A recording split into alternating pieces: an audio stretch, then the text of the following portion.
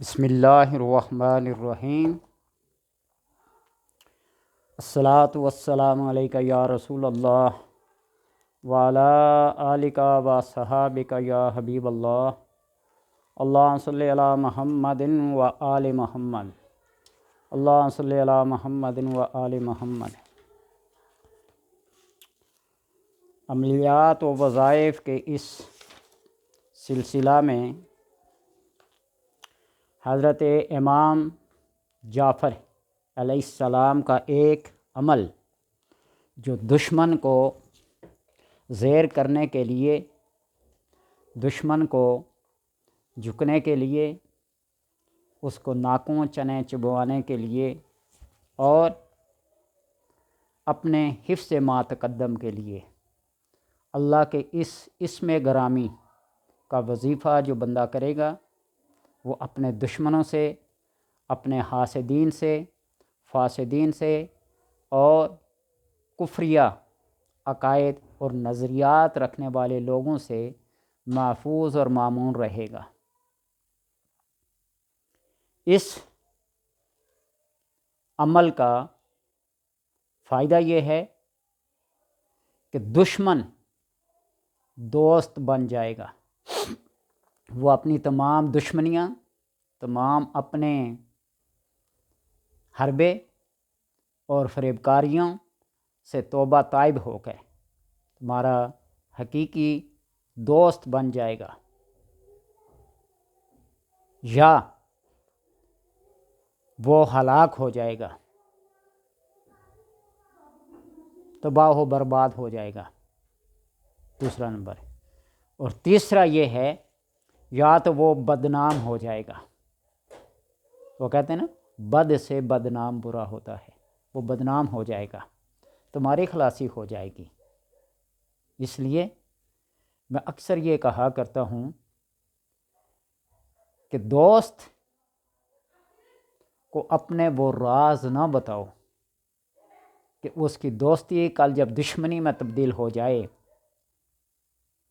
تو وہ تمہارے رازوں سے آگاہ ہو اور تمہیں نقصان پہنچانے کی کوشش کرے۔ اور دشمن کو بھی اتنا دشمن نہ جانو کہ کل کو وہ تمہارا دوست ہو جائے اور تمہیں اس کے ملنے میں، اس کی محفلوں میں، اس کی مجلسوں میں شرمندگی ہو۔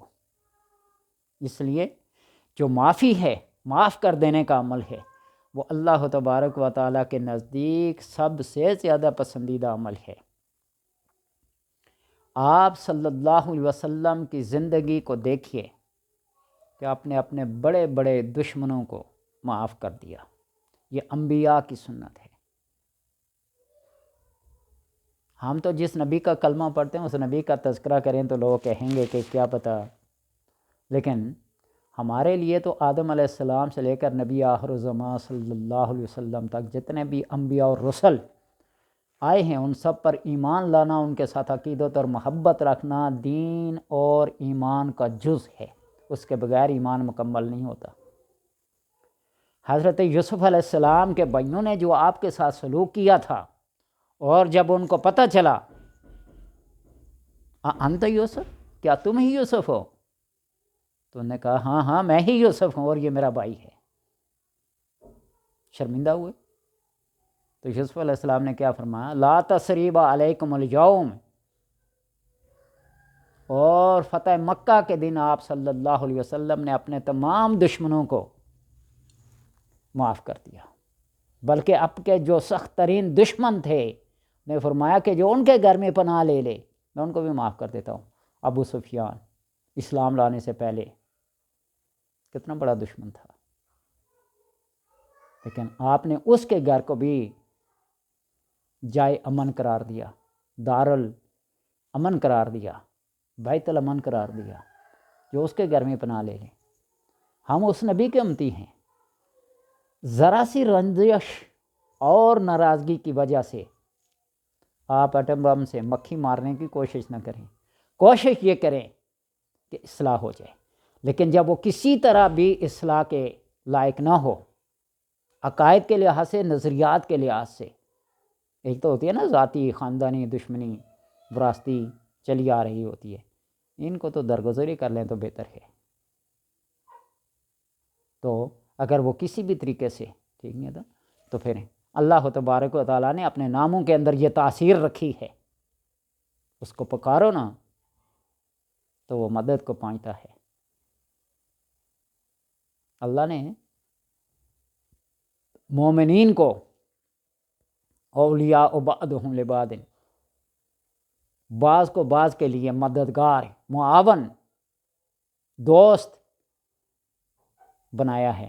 اللہ تو اللہ ہے نا، تو اس لیے وہ اللہ کا کون سا نام ہے؟ یا قابضو، یا قابضو۔ اس کو 1000 مرتبہ پڑھیں، 1000 مرتبہ 3 رات تک، اپنے اس مقصد کو، اپنے اس شخص کو، اپنے اس حاسد کو ذہن میں رکھ کر پڑھیں، تو ان 3 ہولناکیوں میں سے کوئی ایک ہولناکی اس کے ساتھ پیش آئے گی۔ یا تو وہ دشمن جو ہے سخت ترین وہ دوست بن جائے گا، اور اگر دوست بن جائے تو اللہ کا شکر ادا کرے، اس کا کوئی نقصان نہیں ہوا۔ یا تو وہ ہلاک ہو جائے گا، یہ تھوڑا سا قابل غور بات ہے۔ یا تو پھر وہ بدنام ہو جائے گا۔ یا قابضو، یا قابضو، یا قابضو، آپ نے اس کا تصور کر کے دل اور دماغ کی گہری سوچ کے ساتھ اس کو نقش کر کے توجہ کر کے اس کو پڑھیں۔ لیکن بات یہ ہے کہ کسی معمولی دشمنی اور رنجش پہ نہیں، جبکہ دین اور دنیا کا نقصان کر دیا اس نے، پانی حد سے بڑھ گیا ہو، سر سے چڑھ گیا ہو، تو تب بدنام ہو جائے گا، یا ہلاک ہو جائے گا، یا دوستی میں تبدیل ہو جائے گا، اس کی دشمنی دوستی میں تبدیل ہے۔ یا قابضو، یا قابضو، یا قابضو، اس کو رات کی تنہائی میں رات کے وقت پڑھنا ہے، عشاء کے بعد پڑھیں تو زیادہ بہتر ہے۔ تو لہٰذا جب یہ آپ عمل کریں تو پہلے سوچ لیں، معافی سب سے بڑی نعمت ہے، عظمت ہے، معاف کر دینا۔ اگر کسی کے دل میں وہ معافی کا جذبہ نہ ہو، یا ظرف نہ ہو، یا ذہن نہ مانتا ہو، تو پھر کر گزریں۔ والعہدۃ علی الراوی، ذمہ داری کس کے؟ پڑھنے والے پر ہے۔ جس طرح روایت کرنے والے کی ذمہ داری ہوتی ہے سچ یا جھوٹ، اسی طرح پڑھنے والے پہ ہے۔ اپنے آپ کو دیکھ لے کہ واقعی میں حق پہ ہوں، سچ پہ ہوں، یا کیا ہے۔ اور ایک بات یہ یاد رکھنا کہ خالق سب کا ایک ہے، خالق سب کا ایک ہے، کائنات کا خالق ایک ہے۔ کل یہ نہ ہو کہ وہ تمہارا دوست بن جائے، تمہیں شرمندگی اٹھانی پڑے، تو اس لیے معاف کر دو۔ آپ صلی اللہ علیہ وسلم کی سیرت کو دیکھ کر، آپ کے کردار کو دیکھ کر، آپ کی زندگی کے ہر پہلو کو دیکھ کر آپ کیا کرتے ہیں؟ اگر یہ آپ کے ذہن میں نہیں آتا تو پھر یا قابضوں کو 3 رات تک 1000 بار پڑھیں روزانہ۔ پھر یہ پوچھنا نہیں کہ اس کی اول آخر درود پڑھنا ہے یا نہیں پڑھنا، بسم اللہ پڑھنی ہے یا نہیں پڑھنی ہے، ٹھیک ہے؟ تو اس لیے آپ اس کو پڑھیں۔ اللہ تبارک و تعالیٰ آپ کو اپنے دشمنوں سے کیا رکھے گا؟ محفوظ رکھے گا۔ اللہ سے دعا ہے کہ وہ ہر انسان کو اپنے دشمن سے، چاہے وہ دشمن نفس ہو، چاہے وہ شیطان ہو، چاہے وہ انس ہو، چاہے وہ جن ہو، ان سے محفوظ اور مامون فرمائے۔